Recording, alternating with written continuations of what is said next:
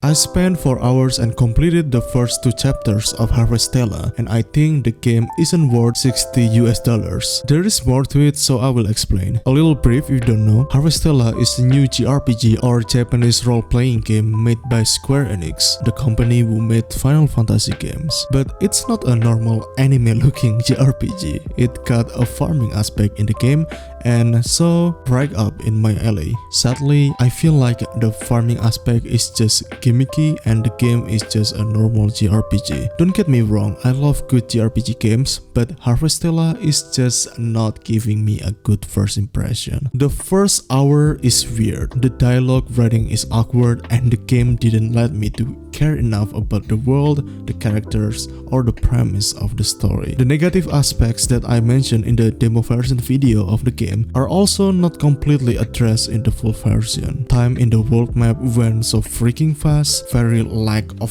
voice lines that makes me not really immersed in the game. The combat feel basic, the difficulty is just difficult in a not fun way where enemies just hitting you like a truck and you cannot do anything about it. And lastly, the hunger system is still as dumb as before. I don't even know why they included this hunger system. Basically, your stamina will only able to replenish if you eat something, and if you out of stamina, you cannot do any attack or even sprinting. But not everything is bad, of course, and I think some people might even be able to enjoy the game. After 2 hours of playing, I kinda get the vibe of the game even if I dislike the combat. The game loop is pretty simple. You plant crops, go to a dungeon to beat monsters, level up, and beat the boss to progress the story. And understanding that this is a simple JRPG game might be the best way to approach this game, I can just lower my expectation and try to enjoy my